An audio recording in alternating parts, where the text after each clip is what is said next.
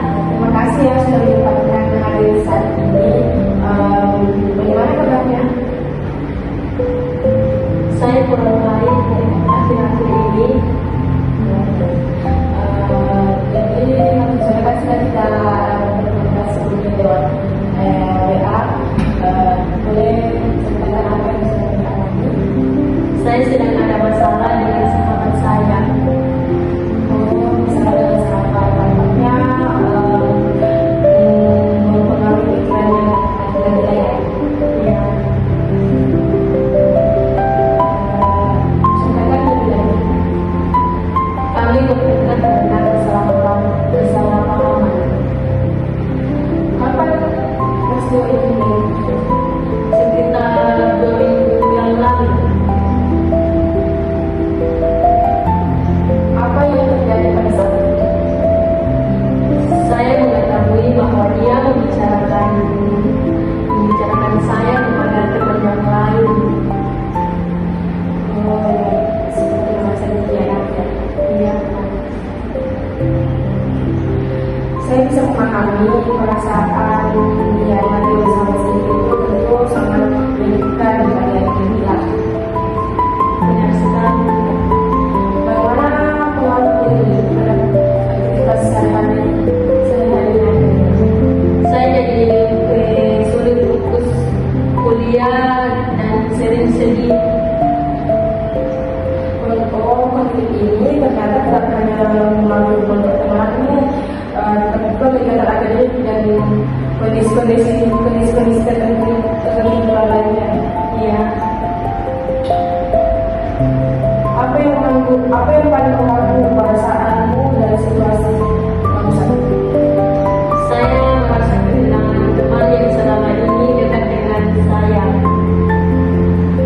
Kehilangan kedekatan dengan seseorang berarti bagi kamu menjadi hal yang paling berat sekali ya saat ini.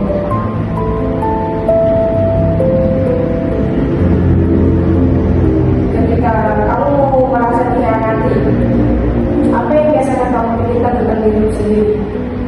Saya berpikir mungkin saya tidak cukup baik dengan teman saya. Jadi sebagian dari dirimu menyalahkan dirimu sendiri dan konflik ini.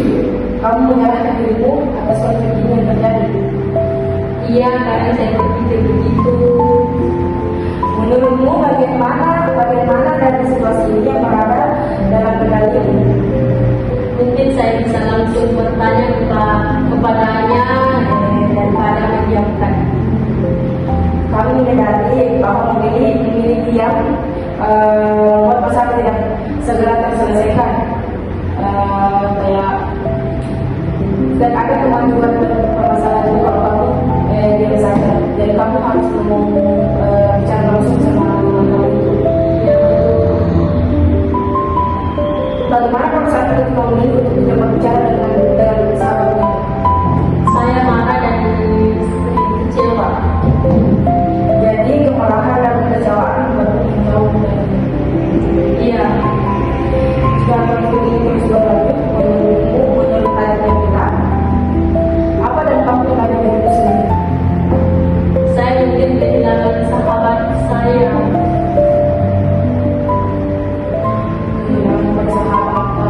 Kehilangan persahabatan itu terutama memang sesuatu yang kamu inginkan ya.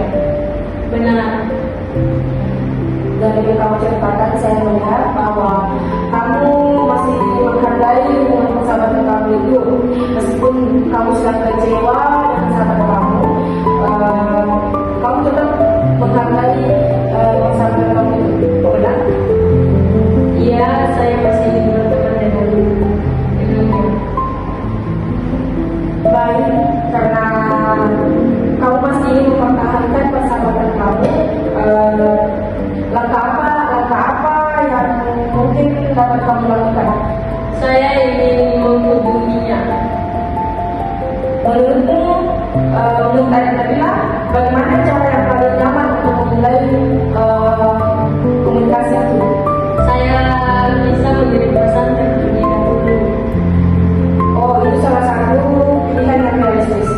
Apa isi pesan dan akan kamu kirimkan dengan kamu? Saya ingin mengajak bicara baik-baik. Jadi tujuan pesan tersebut adalah membuka ruang komunikasi, bukan untuk menyangka satu sama lain. Iya, Selain menghubunginya, apa lagi yang perlu kamu persiapkan sebelum bertemu dengan sahabat kamu itu? saya harus mengendalikan emosi saya. Bagaimana caranya yang bisa membantu menenangkan diri kamu? Menulis perasaan saya terlebih dahulu. Oh, menulis perasaan sebelum bertemu bisa menjadi langkah yang agar pembicaraan yang lebih ramai. Ya betul. Kapan kamu berencana kirim pesan tersebut kepada kamu? Rencana besok malam. Baik, jadi rencananya adalah besok malam kamu mengirim pesan, kemudian mengatur waktu bertemu untuk membahas masalah secara langsung. Iya, Seberapa yakin Aida bilang kamu dapat melaksanakan rencana itu dalam skala 1 sampai 10? kayaknya adalah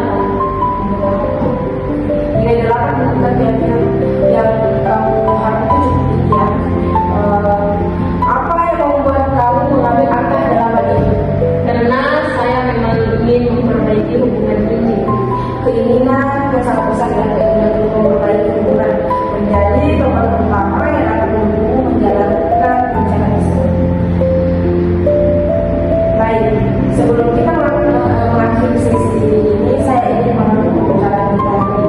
Kamu menceritakan konflik dengan sahabatmu yang membuatmu merasa dikhianati, sedih, dan kehilangan fokus belajar. Kamu juga menyadari bahwa ini dia membuat masalah dan akan ada ujungnya dan akan ada selesainya masalah kamu di hidup dia. Iya, benar. Kamu telah menyusun rencana untuk menghubungi sahabatmu melalui pesan dan mengatur berdiskusi secara baik-baik atau membicarakannya dengan baik-baik setelah menenangkan diri terlebih dahulu. Betul. Sebagai tindak lanjut, saya mengajakmu untuk menuliskan perasaan dan poin-poin yang ingin disampaikan sebelum menghubungi teman kamu. Baik, saya setuju. Oke, baik. Pada pertemuan berikutnya kita dapat menginformasi bagaimana proses komunikasi kamu yang telah kamu lakukan, apa yang kamu pelajari dari pengalaman tersebut.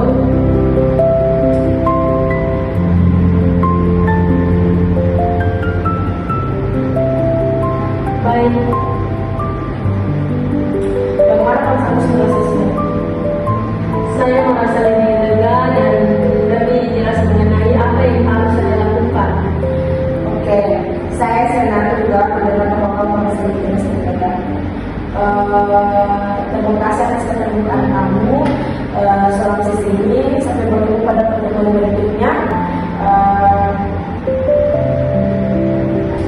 Baik, saya sangat senang mendengar bahwa kamu sudah merasa lebih jelas dan sudah lebih lega atas pertemuan sesi pada hari ini. Dan saya berharap kita bisa bertemu lagi di sesi berikutnya dan sampai jumpa pada sesi berikutnya ya. Baik, terima kasih Kak atas waktunya. Baik, sama-sama. Baik Kak, saya bisa mengingatkan tempat ini. Oke, baik, silakan. Terima kasih banyak ya. Hati-hati di jalan.